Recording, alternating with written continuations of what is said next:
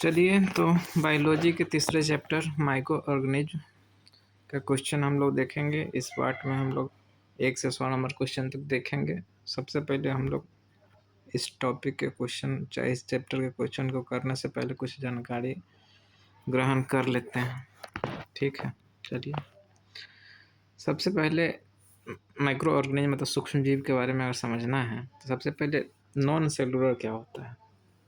तो non cellular मतलब अकोशिकीय जीव। अकोशिकीय जीव क्या है? तो वह केवल परपोषी जीव पर अपना जीवन बिता सकते हैं, अकेले नहीं रह सकते। उसे क्या कहते हैं? Non cellular. ठीक है, तो नॉन सेलुलर मतलब अकोशिकीय जीव केवल परपोषी पे जीवन बिता सकते हैं, ये अकेले नहीं रह सकते हैं। अब सूक्ष्म जीव जो है इसके पितामह किसे कहा जाता है या पिता किसे कहा जाता है? तो लीवेनहॉक को कहा जाता है। क्या कहा जाता है? लीवेनहॉक। तो सूक्ष्म जीव को पितामह किसे कहा जाता है? लीवेनहॉक। सूक्ष्म जीव 3 प्रकार के हो सकते हैं। कितने प्रकार के? 3 प्रकार के। नॉन सेलुलर, यूनिसेलुलर और मल्टी सेलुलर। नॉन सेलुलर मतलब अकोशिकीय, जैसे हम लोग अभी समझे कि अकोशिकीय मतलब नॉन सेलुलर वैसा जो किसी और पे अपना जीवन बिता सकता है, अकेले नहीं रह सकता है। ठीक है, उसके बाद सूक्ष्म जीव वैसे होते हैं जो कि यूनिसेलुलर मतलब एक कोशिकीय होते हैं, या वैसे सूक्ष्म जीव जो मल्टी सेलुलर बहुकोशिकीय भी होते हैं। नॉन सेलुलर में हम पढ़ेंगे वायरॉइड्स, प्रियॉन और वायरस। 3 चीज़ अभी हम पढ़ेंगे। क्या? नॉन सेलुलर में ये आज का हमारा टॉपिक रहेगा कि वायरॉइड्स, प्रियॉन्स और वायरस को जितना ऑब्जेक्टिव का क्वेश्चन है उसको डील करेंगे। ठीक है, उसके बाद यूनिसेलुलर में हम ज़्यादातर सूक्ष्म जीव जो आता है सब यूनिसेलुलर मतलब एक कोशिकीय में ही आता है, जैसे जीवाणु आता है। तो कल का टॉपिक नेक्स्ट वीडियो में रहेगा। उसके बाद मल्टी सेलुलर, इसमें शैवाल और कवक के बारे में पढ़ते हैं। तो हम ऐसा समझ गए कि सूक्ष्म जीव ऐसा नहीं कि सिर्फ सूक्ष्म जीव एक कोशिकीय हो जाएगा, ऐसा नहीं कि सूक्ष्म जीव क्या होगा अकोशिकीय होगा मतलब नॉन सेलुलर होगा, ऐसा नहीं कि सूक्ष्म जीव सिर्फ मल्टी सेलुलर होगा। तो सूक्ष्म जीव तीनों टाइप का हो सकता है, नॉन सेलुलर, यूनिसेलुलर और मल्टी सेलुलर। ज़्यादातर सूक्ष्म जीव क्या होता है? तो क्या होता है? यूनिसेलुलर मतलब एक कोशिकीय होते हैं। ठीक है, तो अभी हम लोग नॉन सेलुलर में किसको पढ़ेंगे? सबसे पहले वायरॉइड्स को पढ़ेंगे, फिर प्रियॉन्स को पढ़ेंगे, फिर वायरस को पढ़ेंगे। तो चलिए सबसे पहला कुछ क्वेश्चन डील करते हैं। कहता है ऐसा जीव जिन्हें सामान्यतः खुले आँखों से हम नहीं देखा जा सकता है, जिन्हें देखने के लिए सूक्ष्मदर्शी की आवश्यकता होती है, उसे क्या कहते हैं? सूक्ष्म जीव, माइक्रो ऑर्गेनिज्म कहते हैं। तो ऐसा जीव जिन्हें हम खुली आंखों से नहीं देख सकते, जिन्हें देखने के लिए हमें किस चीज़ की आवश्यकता है? सूक्ष्मदर्शी की आवश्यकता है, उसे हम क्या कहते हैं? माइक्रो ऑर्गेनिज्म कहते हैं। पहला क्वेश्चन हो गया। अब अगला क्वेश्चन है कि मनुष्य के आँखों की रिजॉल्विंग पावर कितनी होती है? तो रिजॉल्विंग पावर का क्या तात्पर्य है? रिजॉल्विंग पावर का तात्पर्य है कि एक स्वस्थ आँख द्वारा देखी गई सबसे छोटी वस्तु को ही रिजॉल्विंग पावर कहते हैं। ठीक है, तो मनुष्य के आँख का रिजॉल्विंग पावर 100 माइक्रोमीटर तक होता है। कितना माइक्रोमीटर? 100 माइक्रोमीटर। इसी को एमएम में बदलेंगे तो 0.1 mm के बराबर होता है। तो मनुष्य के आँखों की रिजॉल्विंग पावर याद रखेंगे हम लोग 100 माइक्रोमीटर या 0.1 mm होता है। ठीक है, एक यहाँ से एक फैक्ट याद रखना है कि 1 माइक्रोमीटर कितना मीटर होता है? तो 1 माइक्रोमीटर 10 के पावर -6 मीटर के बराबर होता है। तो 1 माइक्रोमीटर कितना होता है? 10 के पावर -6 मीटर के बराबर होता है। चलिए नेक्स्ट क्वेश्चन। सूक्ष्मदर्शी। ठीक है, सूक्ष्मदर्शी का आविष्कार किसने किया था? ठीक है, तो सूक्ष्मदर्शी का आविष्कार जेड जैक्सन और एच जैक्सन ने द्वारा किया गया था। तो माइक्रोस्कोप का आविष्कार किसने किया है? तो जेड जैक्सन और एच जैक्सन द्वारा किया गया है। उसके बाद अब आया कंपाउंड माइक्रोस्कोप। ठीक है, कंपाउंड माइक्रोस्कोप को हिंदी में संयुक्त सूक्ष्मदर्शी कहते हैं। इसमें 2 लेंस होता था, और 2 लेंस में कौन सा लेंस लगा होता? तो क्वेश्चन पूछता है तो कंपाउंड माइक्रोस्कोप में उत्तल लेंस का यूज होता है। किसका? उत्तल लेंस का। और इसका खोज किसने किया है? तो लीवेनहॉक। किसने किया है? तो लीवेनहॉक। तो खोज बोले हैं, इसका आविष्कार किसने किया है? तो लीवेनहॉक द्वारा किया गया है। तो संयुक्त सूक्ष्मदर्शी मतलब कंपाउंड माइक्रोस्कोप का आविष्कार किसने किया है? तो लीवेनहॉक। नेक्स्ट क्वेश्चन पे चलते हैं हम लोग। उसके बाद इलेक्ट्रॉन माइक्रोस्कोप का आविष्कार किसने किया है? तो नॉल एवं रस्का द्वारा किया गया। किसके द्वारा? नॉल एवं रस्का द्वारा। ठीक। तो कंपाउंड सूक्ष्मदर्शी का बोलेगा तो कौन हो गया? लीवेनहॉक हो गया। ओनली सिर्फ सूक्ष्मदर्शी का बोलेगा तो जेड जैक्सन और एच जैक्सन द्वारा किया गया था। तो ये तीनों क्वेश्चन याद रखना है। इलेक्ट्रॉन सूक्ष्मदर्शी का बोलेगा तो सबसे आधुनिक है, नॉल एवं रस्का द्वारा इसका खोज किया गया है। अब नॉन सेलुलर में पहला सूक्ष्मजीव को हम पढ़ने जा रहे हैं जिसका नाम क्या है? वायरॉइड। ठीक है। तो वायरॉइड का खोज सबसे पहले किसने किया है? तो थियोड डोनर ने किया। थियोड डायनर पूरा नाम है, तो थियोड डोनर याद रखनेंगे। ठीक, किसने किया? तो थियोड डायनर ने किया है। अब वायरॉइड से रिलेटेड कुछ जानकारी हम लोग ग्रहण करते हैं। तो सबसे पहले तो यही याद रखना है कि वायरॉइड कोई वायरस नहीं है, ये खुद ही एक प्रकार का सूक्ष्मजीव है। तो वायरॉइड कोई वायरस है? तो नहीं, वायरॉइड कोई भी प्रकार का वायरस नहीं है। क्या है? एक प्रकार का सूक्ष्मजीव है। तो ये पॉइंट याद रखना है कि वायरॉइड कोई वायरस नहीं है, यह एक प्रकार का सूक्ष्मजीव है। क्या है? एक प्रकार का सूक्ष्मजीव है। ठीक है। और यह सबसे छोटा सूक्ष्मजीव है जो कि अकोशिकीय है। ठीक, मतलब ये चीज़ याद रखना है कि जो वायरॉइड होता है सो वायरस से भी छोटा होता है। ठीक है। वायरॉइड जो है किससे छोटा होता है? वायरस से भी छोटा होता है। ठीक है। तो यह सबसे छोटा सूक्ष्मजीव है जो कि अकोशिकीय है। ठीक है, ये याद रखना है। और इसका खोज थियोडोनर ने 1971 में किया था। कब किया था? 1971 में। तो 3 फैक्ट, वायरॉइड कोई वायरस नहीं है। ठीक है। यह एक ऐसा यह एक प्रकार क्या है? तो सूक्ष्मजीव है। कैसा है? तो यूनिसेलुलर, मतलब अकोशिकीय है। ठीक है। और सबसे छोटा सूक्ष्मजीव जो है अकोशिकीय कौन है? तो वायरॉइड हो गए। उसके बाद इसमें और यहाँ से एक डाटा याद रखना है कि यह कोशिका से नहीं बना होता। जब यूनिसेलुलर मतलब है, मतलब अकोशिकीय है, तो कोशिका से तो बना नहीं होगा। ठीक है। अब कोशिका से नहीं बना होता तो किसका बना होता? तो ये आरएनए का बना होता है। ये भी डाटा याद रखना, किसका बना होता है? आरएनए से बना होता है। इसीलिए इसे अकोशिकीय नॉन सेलुलर कहते हैं। ठीक है। क्या कहते हैं? Non cellular. तो सबसे छोटा नॉन सेलुलर सूक्ष्मजीव कौन है? तो वायरॉइड्स। एक क्वेश्चन पूछेगा सबसे छोटा नॉन सेलुलर सूक्ष्मजीव कौन है? तो वायरॉइड्स।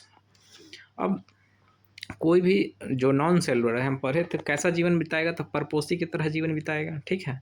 तो कोई भी सूक्ष्मजीव जो कि नॉन सेलुलर है कैसा जीवन बिताएगा? तो परपोषी की तरह जीवन बिताएगा। ये बात समझ गए।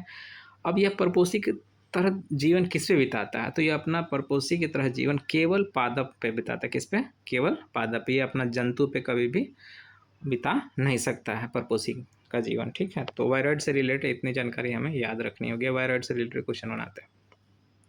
निम्नलिखित में से कौन सा वायरॉइड के विषय में सही नहीं है? ठीक है। तो यह सही नहीं, मतलब गलत है। तो सिंगल स्टैंडर्ड आरएनए का बना होता है, तभी हम लोग पढ़े हैं कि हाँ वायरॉइड्स आरएनए का बना होता है, तो सही है। तो यह केवल पौधे में पाए जाते हैं तथा कई प्रकार की बीमारी पैदा करते। तो हम बताए हैं कि अपना परजीवी जीवन किस पे बताता? केवल पौधे पे, जंतु से इसको कोई मतलब नहीं है। सही बात है। वायरॉइड्स के अणु एक पौधे से दूसरे पौधे में हस्तांतरित हो सकते हैं। ठीक है।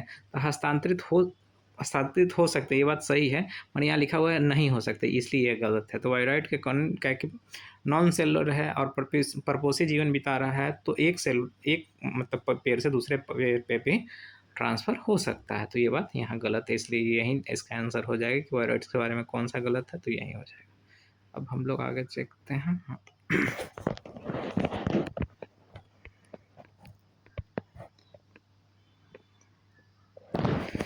अब है वायरॉइड्स परपोषी के एंजाइम की मदद से अपना रिप्लिकेशन कर सकता है। तो यही बात है कि अपना परपोषी के एंजाइम की मदद से ही अपना रिप्लिकेशन, मतलब अपना गुणज पैदा कर सकता है। अब दूसरा नॉन सेलुलर कौन है? प्रियॉन। ठीक है। तो प्रियॉन का सबसे पहले तो फुल फॉर्म ही याद रखना है, प्रोटेनियस इन्फेसियस बॉडीज। प्रोटेनियस इन्फेसियस बॉडीज। ये भी क्या है? तो परपोषी अपना जीवन बिताता है। और परपोषी जीवन कहाँ बिताता है? तो तंत्रिका तंत्र के, मतलब ब्रेन नर्वस सिस्टम के कोशिका में बिताता है। तो तंत्रिका तंत्र की यह बीमारी है, क्योंकि यह तंत्रिका तंत्र पर ही अपना जीवन यापन करता है। ये भी क्या है? तो नॉन सेलुलर, ये भी याद रखना है। आगे अगर देखा जाए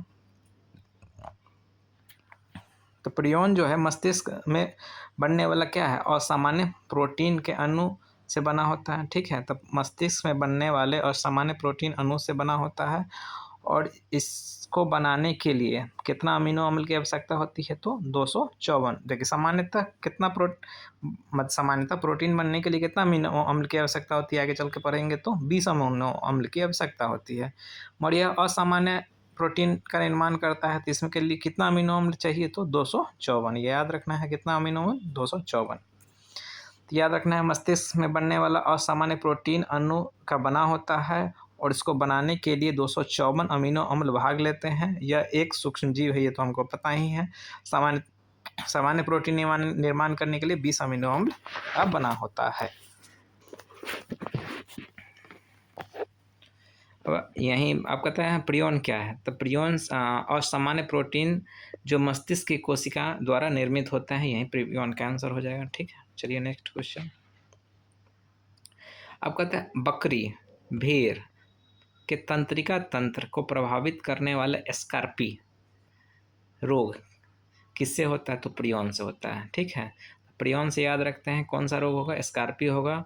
और बकरी और भेड़ में स्कार्पी रोग किसके कारण होता है, तो प्रियोन के कारण होता है। डायरेक्ट याद रखेंगे बकरी और भेड़ में कौन सा रोग होता है तंत्रिका तंत्र को प्रभावित करने वाला, तो स्कार्पी रोग। ठीक है, और स्कार्पी रोग किसके कारण होता है, तो प्रियोन के कारण होता है।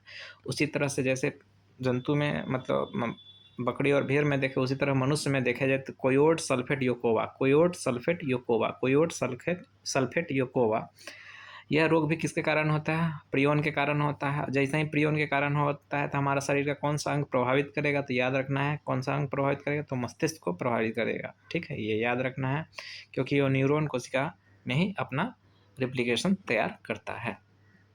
अब जो प्रियोन है ये दो प्रकार का होता है, PRPC, ठीक है, PRPSC, दो प्रकार का होता है। तो इसको हम देखते हैं, नीचे है कि प्रियोन PC, ठीक है, प्योर और प्रियोन दो प्रकार का होता है, PRPC और PRPSC। PRPC जो होता है इसे अल्फा हेलिक्स कहते हैं। क्या कहते हैं, अल्फा हेलिक्स, जो कि निष्क्रिय अवस्था में रहता है। किस अवस्था में, निष्क्रिय अवस्था में रहता है। और PRPSC जो होता है या बीटा, इसे बीटा शीट्स कहते हैं, या सक्रिय अवस्था में रहता है। और जो PRPC है यही PRPSC में कन्वर्ट हो जाता है, यही इसमें बदल जाता है। ठीक है, प्रियोन से संबंधित बीमारी जितना भी होगा सब कहाँ होगा, याद रखना है, मस्तिष्क में होगा। तो यही इस पर क्वेश्चन है कि PRPC प्रियोन रोग उत्पन्न नहीं करता है, तो यह निष्क्रिय अवस्था में रहता है, इसलिए रोग उत्पन्न नहीं करता। ये लाइन सही है। PRPSC प्रियोन रोग उत्पन्न करने योग्य होता है, तो हाँ ये सही होता है, क्योंकि ये कन्वर्ट होकर सक्रिय अवस्था में आ जाता है, इसलिए यह रोग उत्पन्न करता है। तो दोनों अपना आप में सही है, तो दोनों आंसर सही है। और यहाँ लिखा हुआ है कि PRPC ही PRSC में बदल जाता है। ठीक है, इसमें कोई दिक्कत नहीं है। आगे कहता है असामान्य प्रोटीन अणु प्रियोन कितने अमीनो अम्ल के बने होते हैं, तो कितना अमीनो अम्ल का बना होता है, तो 254 अमीनो अम्ल का बना होता है। तो याद रखना है प्रियोन कितना अमीनो अम्ल का बना होता है, तो 254 अमीनो अम्ल का बना होता है। आगे है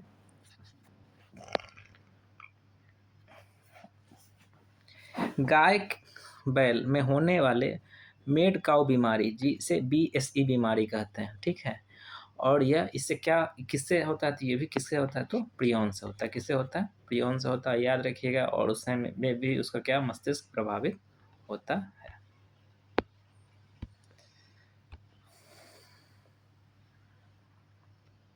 अब है सूक्ष्मजीव को का खोज सर्वप्रथम किसने किया था, तो सर्वप्रथम इसका खोज लीवेनहॉक ने किया था, इसीलिए इसे सूक्ष्मजीव का पितामह भी किसे कहा जाता है, लीवेनहॉक को कहा जाता है।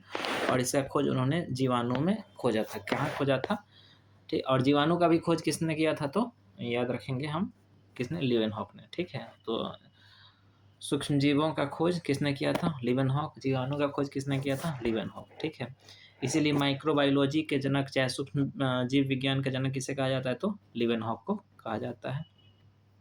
नेक्स्ट क्वेश्चन की सूक्ष्म जीवों की श्रेणी में सभी एक कोशिकीय सजीव को रखा जाता है। ठीक है, तो सभी एक कोशिकीय सजीव को रखा जाता है, ये बात सही है, कोई दिक्कत नहीं है। उसके बाद कहता है सभी एक कोशिकीय सजीव को भी रखते हैं, ये बात एकदम सही है, कोई दिक्कत नहीं है। मगर याद रखना है हमको भी कि नॉन सेलुलर को भी इसमें रखा जाता है, ये भी बात याद रखना है। ठीक है, कुछ बहुकोशिकीय सजीव जैसे कवक, शैवाल भी सूक्ष्म जीव की श्रेणी में आता है, यही बात सही है कि कुछ कोशिका जैसे कवक है, शैवाल है, या बहुकोशिकीय होते हुए भी सूक्ष्म जीव की श्रेणी में आते हैं, यही बात सही है। सूक्ष्म जीव सर्वव्यापी होते हैं तथा सभी प्रकार के जलवायु में या और परिस्थिति में पाए जाते हैं, ये बात सही है। तो ये सारा बात सही है, तो सारा कथन सही है। तो अब हम लोग चलेंगे किस पे, तो हम लोग नॉन सेलुलर में वायरॉइड्स को देख लिए, प्रियॉन को देख लिए। अब तीसरा देखेंगे वायरस को, ये भी क्या है, नॉन सेलुलर है। तो निम्नलिखित में से कौन सा सही नहीं है? तो सभी वायरस परजीवी होते हैं, तो जितना भी नॉन सेलुलर होता है वो तो परजीवी होता है, तो ये पहला कथन में कोई दिक्कत नहीं है, सही है। दूसरा है कि वायरस भोज्य पदार्थों के लिए परपोषी पे निर्भर रहते हैं, मतलब होस्ट कोशिका पे निर्भर रहते हैं, तो यही बात सही है। और वायरस किस भाषा का शब्द है? तो लैटिन भाषा का शब्द से बना हुआ, ये भी याद रखना है, केकरा इसका होता है। उसके बाद वायरस प्रोटीन और न्यूक्लिक एसिड से मिलकर बने होते हैं, ठीक है। तो वायरस किससे बना होता है? तो याद रखना है, प्रोटीन और न्यूक्लिक एसिड से मिलकर बना होता है। तो वायरस किस दो चीज़ से मिलकर बना होता है, ये भी याद हमें रखना है, प्रोटीन और न्यूक्लिक एसिड से मिलकर बना होता है। इसमें कहता है वायरस में श्वसन की क्रिया होती है, तो याद रखना है वायरस में श्वसन की क्रिया नहीं होती है। श्वसन की क्रिया उसी कोशिका में होगी जो कि कोशिका जिसमें पाया जाएगा। जब वायरस में कोशिका पाया ही नहीं जाता है तो श्वसन की क्रिया कहाँ से होगा? सीधा सा बात है, ना प्रियॉन में श्वसन की क्रिया होती है, न प्रियॉन में होता है, ना ही वायरॉइड्स में होता है, ना ही वायरस में होता है। जो भी नॉन सेलुलर है उसमें श्वसन की क्रिया नहीं हो सकती, ठीक है, सीधा सा बात। ये गलत है, बाकी सब सही है। आगे है, होस्ट कोशिका के बाहर वायरस जब कण के रूप में रहता है तो उसे क्या कहते हैं? तो वायरस, इससे याद रख सकते हैं कि वायरस जब निष्क्रिय अवस्था में या निष्क्रिय अवस्था में रहता है तो उसे विरियॉन कहते हैं, ठीक है। और वायरस जैसे ही सक्रिय अवस्था में हो जाता है तो उसे वायरस कहते हैं। तो इसी में कहता है होस्ट कोशिका के बाहर, जब होस्ट कोशिका के बाहर आप निकाल दीजिएगा तो वो कैसा अवस्था में हो जाएगा? निर्जीव अवस्था में। निर्जीव अवस्था में उसे क्या कहते हैं? विरियॉन कहते हैं, याद रखना है। अब कहता है पौधे में विषाणु द्वारा उत्पन्न बीमारी के अध्ययन सर्वप्रथम किस पौधे पे किया गया था? तो पौधे पे विषाणु द्वारा उत्पन्न बीमारी का अध्ययन सर्वप्रथम तंबाकू के पौधे पे किया गया था, और एक वायरस नाम रखा गया था TMV virus, tobacco mosaic virus, इसी से प्राप्त हुआ था। अब कहते हैं तंबाकू में मोजेक बीमारी वायरस द्वारा होता है, ये पता चल गया। अभी किसके द्वारा होता है? वायरस द्वारा होता है। और पत्ती में इसमें क्या हो जाता है? पीला धब्बा पड़ जाता है। मोजेक बीमारी में क्या हो जाता है? पीला धब्बा पड़ जाता है। और इसका सर्वप्रथम पता किसने लगाया था? तो आइनोविस्की ने लगाया था। कब लगाया था? तो 1892 में लगाया था। और ये कहाँ के हैं? तो रूस के। इससे पहले एडोल्फ मायर, ठीक है, इससे पहले एडोल्फ मायर ने इन्होंने बताया था कि वायरस एक प्रकार का सूक्ष्म जीव है जो रोग संक्रामक रोग फैलाता है, मगर उनके बाद में कोई भरोसा किया नहीं, ठीक है। तो सबसे पहले जर्मनी के एडोल्फ मायर ने बोला कि यह रोग संक्रामक है, ठीक है, मतलब वायरस के बारे में। उसके बाद इसको क्रिस्टलाइज फॉर्म में सबसे पहले रवेदार फॉर्म में कौन निकाला? तो स्टेनले, ये USA के थे। ये कब निकाले? तो 1935 में। तो सर्वप्रथम रोगी पौधे से वायरस को रवेदार मतलब कैटलिस्ट के फॉर्म में कौन निकाला? कैटलाइन के फॉर्म में, तो स्टेनले निकाला। कौन से? स्टेनले। नेक्स्ट क्वेश्चन,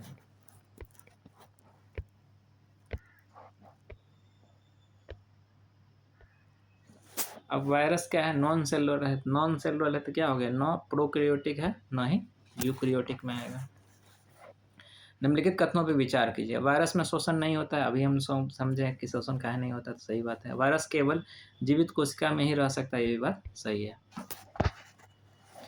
TMV, ठीक है, टोबैको मोजेक वायरस में न्यूक्लिक एसिड बना होता है, ठीक है। अब देखिए, हम अभी पढ़े हैं कि वायरस दो टाइप का होता है, ठीक है, वायरस दो टाइप का, अभी हम बताएंगे दो टाइप का क्या होता है। अभी हम पढ़े हैं कि वायरस किसका बना होता है? तो प्रोटीन और न्यूक्लिक एसिड का बना होता है। न्यूक्लिक एसिड दो टाइप का होता है, एक DNA और RNA। इसको थोड़ा समझ लेते हैं। तो वायरस, अभी हम पढ़े हैं कि वायरस जो होता है प्रोटीन प्लस न्यूक्लिक एसिड का बना होता है। न्यूक्लिक एसिड दो टाइप का होता है, एक RNA, एक DNA, ठीक। प्लांट वायरस जो होता है वो प्रोटीन प्लस RNA का बना होता है। प्लांट में जो वायरस होता है वो प्रोटीन प्लस RNA का होता है, और इसे रेट्रो वायरस कहते हैं। कैसा वायरस? रेट्रो वायरस कहते हैं। और एनिमल जो वायरस होता है वो प्रोटीन प्लस DNA का बना होता है, और उसे एडिनो वायरस कहते हैं। तो जो ह्यूमन में वायरस से रोग होता है उसे एडिनो वायरस कहते हैं, और जो प्लांट में होता है उसे रेट्रोवायरस कहते हैं, याद रखना है। प्लांट, आर से रेट्रो, आर से आरएनए, ठीक है। अब इसमें अपवाद एक है, याद रखना है कि जो एचआईवी होता है ना वो आरएनए वायरस है, ठीक है। मतलब कि वह कैसा वायरस, तो रेट्रो वायरस है। ह्यूमन में जो एचआईवी रोग होता है वह कैसा है, तो प्रोटीन प्लस आरएनए उसमें होता है। और हेपेटाइटिस बी को भी याद रखेंगे, वो भी क्या है, तो आरएनए से होता है। और आगे एक क्वेश्चन आएगा कि जैसे ये वायरस है, ठीक है, तो इस वायरस की जो बाहरी झिल्ली किसका, जो प्रोटीन का बना होता है उसे क्या कहते हैं, तो कैप्सिड कहते हैं। क्या कहते हैं, कैप्सिड कहते हैं। नेक्स्ट क्वेश्चन पे चला जाए। अब यही है कि टोमैकोबोजिक वायरस में न्यूक्लिक एसिड किसका, देखिए टोमैको क्या है, तंबाकू, तंबाकू क्या है, पौधा, पौधा है तो क्या इसका बना होगा, आरएनए का बना होगा। प्रथम वायरस टीएमबी ही था जिसका खोज आइनोविस्की द्वारा किया गया था, ये लोग हम तो पढ़ लिए हैं। अब कहता है निम्नलिखित में से कौन सी बीमारी वायरस द्वारा नहीं होती है, किसके द्वारा नहीं होती है, वायरस द्वारा नहीं होती है। तो डिप्थीरिया जो है ये श्वसन से संबंधित रोग है जो कि किसके द्वारा होता है, जीवाणु द्वारा होता है। बाकी चेचक है, हर्पिस है, ठीक है, और इन्फ्लुएंजा जो इसे फ्लू भी कहते हैं, या किसके द्वारा होता है, वायरस द्वारा होता है।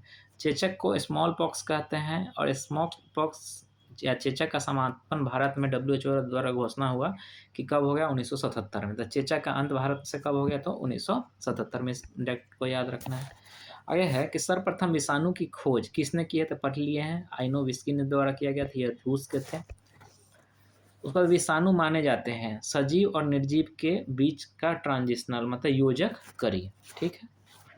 HIV human immuno deficiency virus द्वारा होता है, क्या होता है, तो एड्स होता है। और यह एड्स अभी हम बताए आरएनए द्वारा होता है, तो कैसा वायरस है, तो रेट्रो वायरस, ये भी याद रखना है। एड्स का कारण क्या है, ठीक है, तो T4 लिम्फोसाइट में कम, WBC की बहुत सारी टाइप की कोशिका होती है, उसी में एक कोशिका है जिसका नाम है T4 लिम्फोसाइट, तो T4 लिम्फोसाइट की कमी, ठीक है, याद रखना है। उसके बाद एड्स फैलता है, ठीक है, तो शारीरिक संपर्क से फैलता है, ठीक है। इसका नामकरण 1982 में किया गया था। एड्स का फुल फॉर्म पूछता है तो acquired immuno deficiency syndrome, acquired immuno deficiency syndrome याद रखना है, ठीक है। एड्स देने वाले वायरस का पहचान सबसे पहले बार यूएसए के कैलिफोर्निया में 1981 में किया गया था, और इसका नामकरण 1982 में हुआ, ठीक है। और ये भी याद रखना है कि भारत के चेन्नई में सबसे पहली बार एड्स का पता चला था 1986 में। तो ये सब डेटा है, याद रखिएगा। एड्स देने वाले वायरस का पहचान सबसे पहली बार अमेरिका के कैलिफोर्निया में 1981 में किया गया। भारत, उसके बाद इसका नामकरण 1982 में हुआ। अब भारत में इसका पहला केस 1986 में कहाँ मिला, चेन्नई में, ठीक है। और वायरस से रिलेटेड कुछ एक्स्ट्रा फैक्ट है, इसको ध्यान रख लेते हैं कि विषाणु के अध्ययन को क्या कहते हैं, वायरोलॉजी कहते हैं। स्वतंत्रता के बाद 3 रोग का अंत भारत में हो चुका है। सबसे पहले अप्रैल 1977 में चेचक का अंत भारत से हो चुका है। फरवरी 2000 में गिनी वर्म रोग का भी रोग अंत भारत से हो चुका है। और मार्च 2014 में WHO द्वारा पोलियो का अंत। तो 3 रोग अभी 2024 में 25 में भी किसी रोग का अंत हुआ है, ट्रैकोमा, ठीक है, ट्रैकोमा भी भारत से अंत हो चुका है, ठीक है। तो ये याद रखना है। चेचक का अंत कब हुआ, तो 1977 में, गिनी वर्म रोग 2000 में, पोलियो का अंत भी हो चुका है 2014 में, और ट्रैकोमा जो आँख की बीमारी है उसका भी रोग हो गया।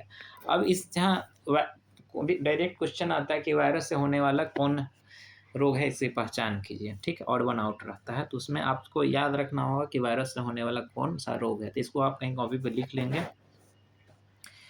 एडे पोइछे छोंग खटरा हिमहरे, ठीक है। उसके बाद ए से यहाँ लिखेंगे एड्स, डे से डेंगू, पो से पोलियो, ई से इन्फ्लुएंजा, चे से चेचक, छ से छोटी माता, ग से गलसुआ, ख से खसरा, ट्र से ट्रैकोमा, ह से हेपेटाइटिस, म से मेंजाइटिस, ह से हर्पिस, र से रेबीज। ये किससे होने वाला रोग है, तो वायरस से होने वाला ये सारा रोग है। इसको एक साथ लिख के और ये ट्रिक याद रखेंगे। कैंसर के अध्ययन को याद रखें, एंकोलॉजी कहते हैं, और इसमें उपचार में गामा किरण, कोबाल्ट 60 और इंटरफेरोन दवा का भी इस्तेमाल हम लोग करते हैं, ठीक है। कैंसर से प्रभावित कोशिका को हम क्या कहते हैं, नियोप्लाज्म कहते हैं। ये सब फैक्ट है, याद रखिएगा। या ट्यूमर कोशिका भी कहा जाता है। अब कहता है एलिसा टेस्ट, ठीक है। एलिसा टेस्ट, एलिसा जांच जो होता है, एलिसा टेस्ट, ये किस में किया जाता है, तो एड्स में किया जाता है। अब बायोप्सी याद रखिएगा, कैंसर से रिलेटेड है। 3 है, हार्ट, कार्ट और आर्ट। हार्ट, कार्ट और आर्ट का संबंध किससे है, ये भी याद रखिएगा, एड्स से है, ठीक है।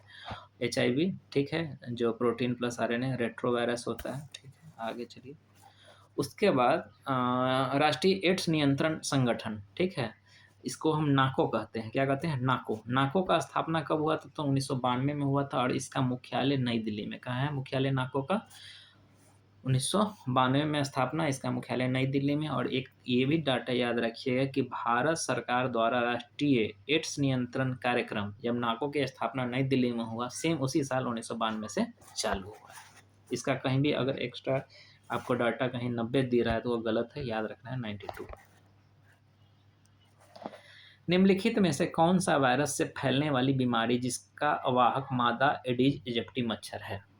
सबसे पहले मच्छर कौन से फाइलम में आता है, तो ऑर्थोपोडा में आता है, ठीक है। अब एडिज इजिप्टी मच्छर, इसे टाइगर मच्छर भी कहते हैं। आगे देखेंगे टाइगर मच्छर से होने वाला रोग रहेगा तो उस समय हम समझ जाएंगे कि वह एडिज इजिप्टी मच्छर के बारे में ही बोलता है। तो इसके एक्स्ट्रा फैक्ट अगर देखा जाए तो एडिज इजिप्टी मच्छर, इसे टाइगर मच्छर भी कहते हैं। और इससे कौन कौन रोग होता है, तो डेंगू होता है, पित्त ज्वार होता है, चिकनगुनिया होता है, जीका वायरस होता है, सेंट लुई इंसेफ्लाइटिस होता है, ठीक है। तो 5 इसे याद रखेंगे, डेंगू, पित्त ज्वार, chikungunya, Zika virus, Saint Louis encephalitis. उसके बाद है जापानी इंसेफ्लाइटिस, एक प्रकार का क्या है, तो सेंट लुई इंसेफ्लाइटिस जैसे पढ़े हैं उसी तरह से जापानी इंसेफ्लाइटिस है, जो कि विषाणु द्वारा जनित एक रोग है। जापानी इंसेफ्लाइटिस के संबंध में कौन सा कथन सही है, तो यह विषाणु जनित रोग है, सही है। यह क्यूलेस प्रकार के मच्छर द्वारा फैलता है, और क्यूलेस प्रकार का जो मच्छर है वह धान के खेत में रहता है, ठीक है। और याद रखना है कि यह सूअरों के माध्यम से फैलता है, ठीक है। जैसे वो सेंट लुई इंसेफ्लाइटिस मच्छर के माध्यम से फैल रहा था, उसी तरह से जापानी इंसेफ्लाइटिस सूअरों के माध्यम से फैलता है। निम्नलिखित में से कौन सा एक एंजाइम नहीं है, ठीक है। तो जिसमें के पास कोई कोशिका नहीं, उसके पास एंजाइम कहाँ से आएगा, वो तो दूसरे के एंजाइम पे अपना जीवन बिताता है। तो वायरस के पास कोई भी एंजाइम नहीं पाया जाता है। विषाणु वृद्धित करते हैं केवल जीवित कोशिका में, ठीक है। विषाणु निष्क्रिय क्यों माने जाते हैं, क्योंकि ये क्रिस्टलाइज हो जा सकते हैं, इसमें शोषण नहीं होता है, इसमें कोशिका के बाहर उपापचय की क्रिया नहीं होती है। ये सारी बात सही है।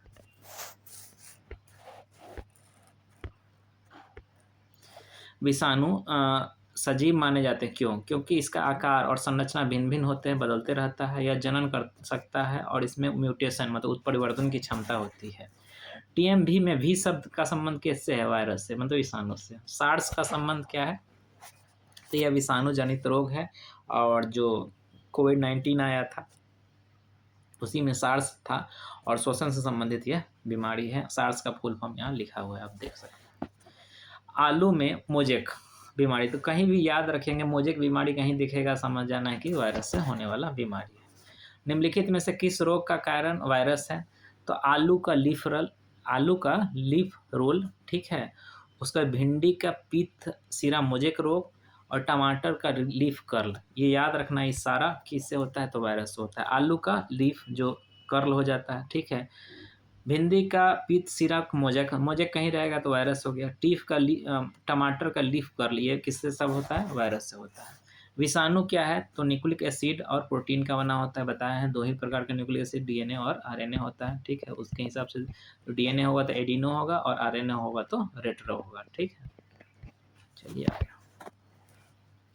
वायरस की संरचना में प्रोटीन का खोल, जो कि न्यूक्लिक एसिड के चारों ओर होता है, जैसे हम बताया तो उस समय ये है, और ये जो खोल बना हुआ है ये इसे क्या कहते हैं, कैप्सिड कहते हैं। और कैप्सिड की इकाई को कैप्सोमियर्स कहते हैं। कैप्सिड की इकाई को क्या कहते हैं, कैप्सोमियर्स कहते हैं। जंतुओं में होने वाले फूड एंड माउथ रोग, जिसे खुरपका और मुहपका बीमारी कहते हैं। फूड एंड माउथ रोग किसके कारण होता है, तो वायरस के कारण होता है। तो जंतुओं में फूड एंड माउथ रोग किसके कारण होता है, तो वायरस के कारण होता है। मुर्गियों में होने वाली भयानक संक्रामक बीमारी जिसे रानीखेत, रानीखेत किसके कारण होता है, विषाणु के कारण। तो मुर्गियों में होने वाला रानीखेत बीमारी किसके कारण होता है? तो वायरस के कारण होता है।